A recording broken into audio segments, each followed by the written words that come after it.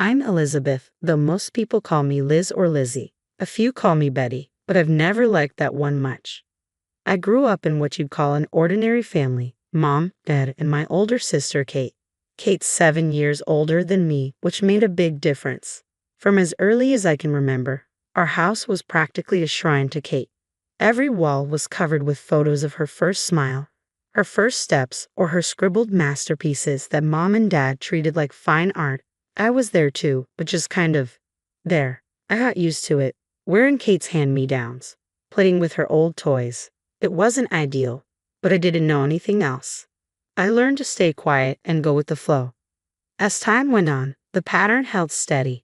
Kate got new clothes. I got her old ones. She received the latest toys. I played with what she'd outgrown. But I never complained. I just existed.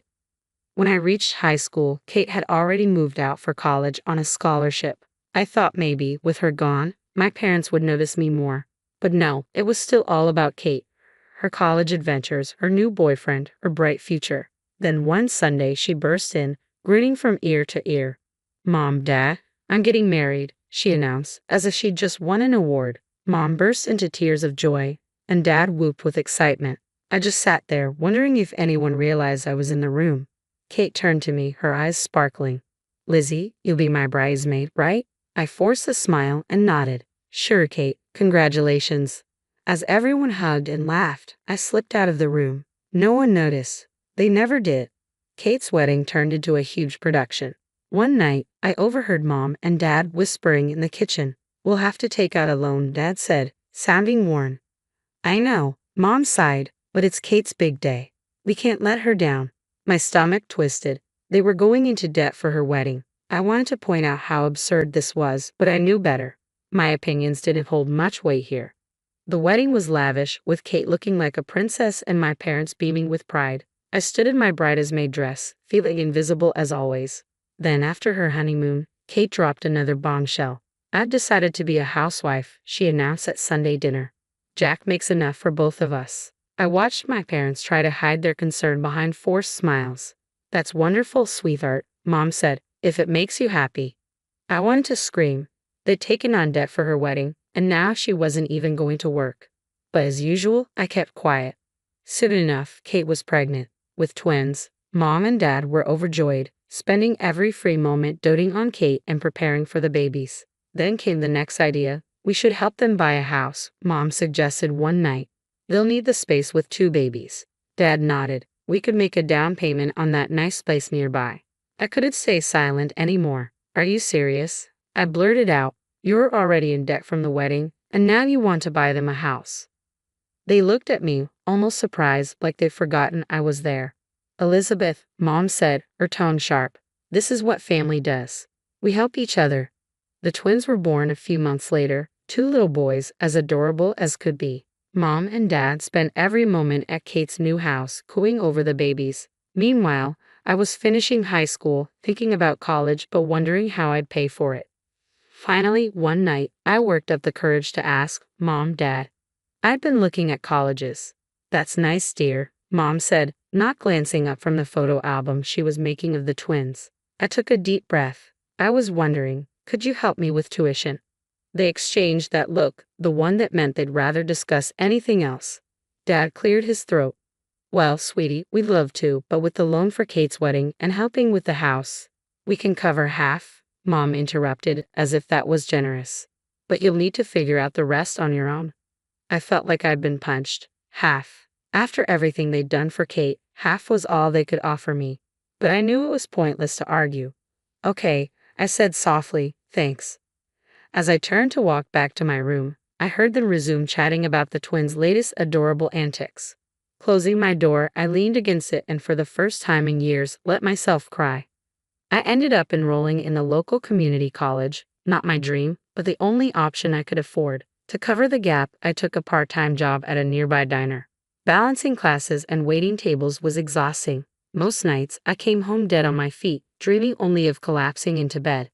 But even that small comfort was often snatched away. It started one Friday evening. I'd just finished a grueling shift and was looking forward to face-planting into my pillow when I walked in to find Kate in the living room, the twins crawling around her feet. "Oh, Lizzie," she exclaimed. "Thank God you're here. I'm at my wit's end with these two. Can you watch them for a bit? Jack and I haven't had a date night in ages."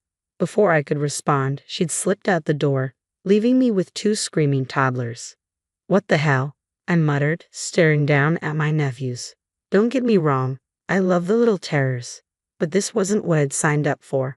Mom wandered in from the kitchen. "Your sister's exhausted, honey. This is what family does. Besides, it'll be good practice for when you have your own kids." Kids? I was barely keeping my head above water as it was. This became the new normal. Every weekend, without fail, Kate would drop off the twins and vanish, sometimes for errands, other times to grab dinner or catch a movie with Jack. And every weekend, I ended up as the unasked babysitter. One Saturday, after a week from hell with midterms, I had enough. Kate had just breezed out the door, leaving the twins mid-tantrum. I turned to Mom and Dad, my voice shaky. "This isn't fair. I'm exhausted. I work, I study, and now I'm expected to give up my weekends too." Dad didn't even look up from his newspaper. "Lizzie, your sister needs the help. You should be glad to do it." "But what about what I need?" I protested. "I'm running myself ragged here." Mom sighed. "Elizabeth, don't be selfish. Kate has two kids. You don't know how hard that is."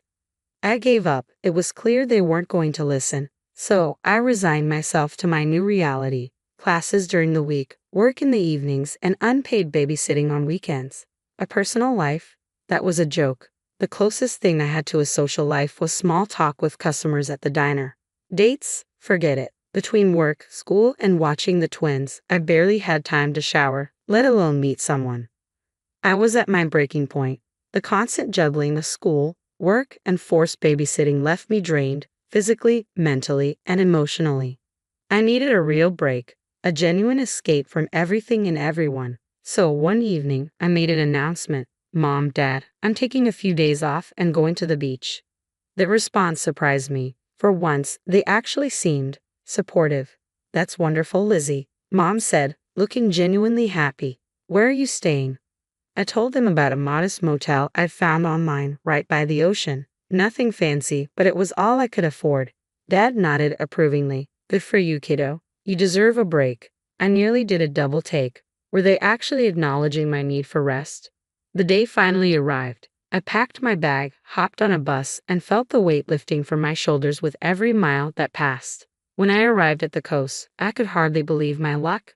The motel was small and a bit rundown, but the view of the ocean was breathtaking. I dropped my bag in the room and headed straight for the beach, inhaling the salty air. For the first time in months, I felt like I could truly breathe. I treated myself to lunch at a little seaside cafe, savoring each bite. No screaming kids, no assignments, no customers. Just me, my thoughts, and the calming sound of the waves. As the sun began to set, I returned to the motel, ready for a night of peaceful solitude. But as I approached my room, I heard familiar voices. "Surprise, Lizzie." I froze. There, outside the room next to mine, were Mom and Kate, with the twins running in circles around them. What? What are you doing here?"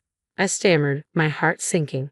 "We couldn't let you be all alone on vacation," Mom chirped. "We thought we'd surprise you. We're right next door."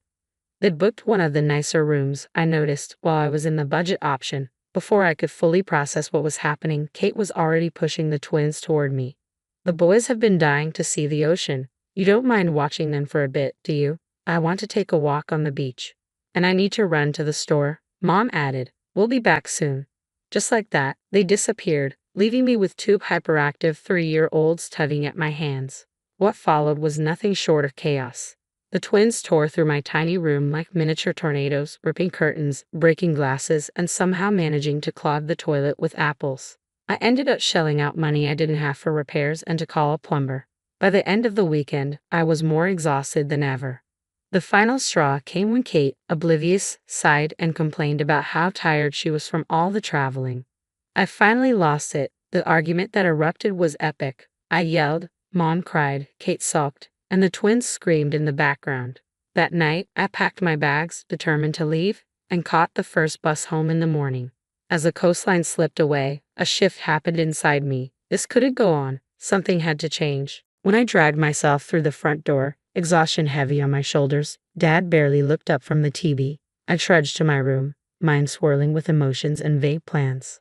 By morning, I knew what I had to do. I was halfway through packing when I heard the front door slam. Elizabeth, where are you? Mom's voice rang through the house, sharp and irritated. She stormed into my room, face flushed with anger. I can't believe you just left us there. Do you know how hard it was to manage the twins on our own?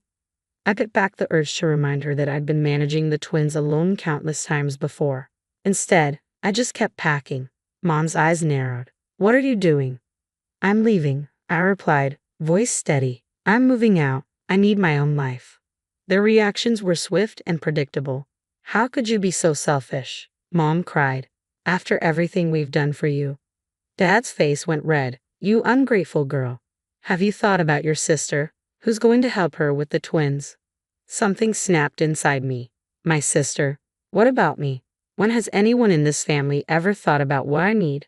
Mom gasped, and I continued. Kate has a husband. Let him help with the kids. I need to focus on my own life. Dad glared. If you walk out that door, don't expect us to keep paying for your college. You'll be on your own. I looked at them, these people who were supposed to love and support me, and realized they were strangers. Fine, I said, zipping up my suitcase. I'd rather be on my own than live like this. No life of my own, just constant demands and screaming kids. I'm done. I pushed past them, dragging my suitcase downstairs. They followed, shouting, but I tuned them out. As I reached the door, Mom made one last attempt. If you leave now, don't bother coming back. I paused, my hand on the doorknob, then opened the door without looking back. The next few weeks were a blur. I crashed on a friend's couch while searching for a more permanent place. Eventually, I connected with a girl from my study group who needed a roommate. We found a tiny apartment we could just barely afford between the two of us. With my parents cutting me off, I picked up more shifts at the diner, working almost full-time on top of my classes. There were nights I thought I wouldn't make it, when exhaustion was so overwhelming I could barely think. But for the first time, I felt free. No one made demands on my time. No one guilted me into babysitting or expected me to put their needs before my own. The apartment was small, my bed just a mattress on the floor, but it was mine. I threw myself into my studies with a determination I didn't know I had. Every all-nighter, every extra shift, every missed event, it was all for my future. 2 years flew by, and on graduation day, I sat in the auditorium, scanning the crowd. A small part of me hoped to see a familiar face, Mom, Dad, even Kate, but the seats I reserved remained empty. Life after college felt like stepping into a whole new world. I landed a job at a marketing firm, and for the first time in years I had a steady income that wasn't just scraping by. I rented my own apartment, nothing fancy, but all mine, no roommates, no family drama, just peace and quiet, and it was glorious. I started doing all the things I'd missed. Going on dates, making new friends, even having a few short-lived relationships. It was fun to be young and carefree for once. My parents and I kept in touch, barely. We talked maybe once a month, stilted conversations filled with awkward silences and thinly veiled disapproval. They were still sore about me moving out, and I wasn't in a rush to mend fences. Then came my 25th birthday. I had plans with friends, dinner and drinks, nothing wild. But a week before, Mom called. Elizabeth, she said, her voice oddly cheerful, we want you to come over for your birthday. The whole family will be there. Against my better judgment, I agreed. Walking into my parents' house was like stepping back in time. Kate and her husband were there, the twins, now 7, running around like little tornadoes, aunts, uncles, and cousins mingling and smiling. Happy birthday, Lizzie, they chorused as I walked in. I put on a smile, accepting the hugs and well wishes. Then Mom handed me an envelope with a flourish. This is from all of us, she said, beaming. As I opened the envelope, my stomach sank. Inside was a ticket to a beach resort. We're all going, Dad announced proudly. A big family vacation. We've paid for everything. I froze. A family vacation, with the twins. It was my ruined beach shirt all over again. I opened my mouth to refuse, but Mom squeezed my arm, whispering harshly, don't you dare make a scene. Not in front of everyone. So, I forced a smile and thanked them, all while screaming internally. The party wound down, relatives trickled out, and finally, it was just us. Me, Mom, Dad, Kate, and her family. I couldn't hold it in any longer. I'm not going, I said flatly. What? Kate gasped. But it's a family trip. Exactly, I replied. And I'm not interested in spending my vacation babysitting your kids again. Kate burst into tears. You don't love us at all, do you? You don't care about your nephews. I care about them just fine, I snapped. But if I wanted kids, I'd have my own. The argument went in circles. Mom called me ungrateful, Dad looked disappointed, and Kate kept crying, all trying to guilt and pressure me into giving in. Finally, exhausted, I said, Fine, I'll go. They all looked relieved, like they'd won some great victory, but they had no idea what I had in mind.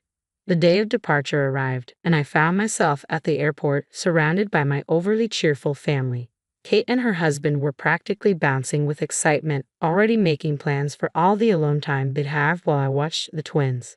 You'll have so much fun with Aunt Lizzie, Kate told the boys, winking at me. She'll take you to the beach, build sandcastles, maybe even go snorkeling. As we approached the check-in counter, I made my move. Oh, I need to use the restroom, I said, feigning discomfort. You guys go ahead and check in. I'll meet you at the gate. They nodded, distracted by luggage and excited children. I watched them get in line, then turned and walked in the opposite direction. My heart pounded as I approached a different check-in counter. I handed over my passport and the ticket I'd bought weeks ago for a flight to a small, peaceful island resort.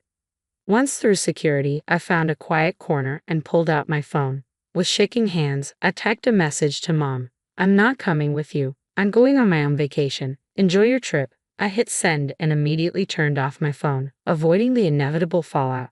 When I settled into my seat on the plane, I turned my phone back on briefly. It immediately exploded with notifications, missed calls, voicemails, angry texts. I listened to one voicemail from Mom, her voice shrill and furious. Elizabeth Morgan, how dare you abandon your family like this? You've ruined everything. Your sister is in tears, her husband is furious. They were counting on you to watch the boys. You're the most selfish, ungrateful. As the plane took off, I sipped my champagne and gazed out the window. Yes, I felt a pang of guilt, but overwhelmingly, I felt free, like I could finally breathe for the first time in as long as I could remember. I was going on a trip that was just for me. No obligations, no babysitting, no family drama. Just me, the beach, and whatever I decided to do. When I arrived on the small tropical island, the warm breeze greeted me as if to say, Welcome to freedom. I checked into my resort, a modest but charming place right on the beach. Out of curiosity, I turned my phone back on, and it instantly flooded with hundreds of messages, missed calls, and voicemails. I scrolled through a few with a mix of amusement and trepidation. How could you do this to us? From Mom. You ruined everything. From Kate. You're so selfish. Elizabeth. From Dad. I couldn't help but smile. For once, I'd chosen myself over their demands. I turned the phone off again and locked it in the hotel safe. For the next week, I was unreachable, and what a week it was. I lounged on the beach, read books uninterrupted, went snorkeling, and even tried surfing. I chatted with other vacationers, went on a few casual dates, and stayed out as late as I wanted. No schedule, no responsibilities, no screaming kids. Just me and the rhythm of the waves. Too soon, it was time to head home. I returned to my apartment tanned, rested, and more centered than I felt in years. But the real world was quick to intrude on my newfound peace. The very next day, there was a pounding on my door. I opened it to find Mom and Kate, faces red with anger. How dare you? Mom screeched, barging in without invitation. Do you have any idea what you've done? Kate wasn't far behind. You ruined our entire vacation. The boys were devastated. They launched into a tirade, voices overlapping as they hurled accusations and insults. I was selfish, ungrateful, a terrible daughter and sister. I owed them for the ticket they'd bought for the childcare I hadn't provided. I let them rant for a few minutes, their words washing over me without sticking. Finally, I spoke, calm but firm. That's enough. I don't owe you anything. Not money, not childcare, not my time. I'm an adult, and I get to make my own choices. Mom opened her mouth to argue, but I held up a hand. I'm not discussing this further. Please leave. When you're ready to treat me with respect and have a calm conversation, we can talk. Until then, it's best we don't communicate. They stared, shocked into silence, then stormed out with a few choice words. As the door slammed behind them, I let out a long breath. It hadn't been easy, but it felt right. Over the next few weeks, I made some big changes. I found a new apartment in a different part of town and moved without giving my family my address. I threw myself into my work and picked up new hobbies, painting, yoga, even learning a new language. There were moments of doubt and pangs of guilt, but every time I came home to my peaceful apartment, made plans without worrying about babysitting, or pursued a new interest just for me, I knew I'd made the right choice. I don't know what the future holds. Maybe someday my family and I will find a way to have a healthy relationship, maybe not. But I do know this. I'll face whatever comes on my own terms, standing tall and unapologetic in the life I've chosen for myself.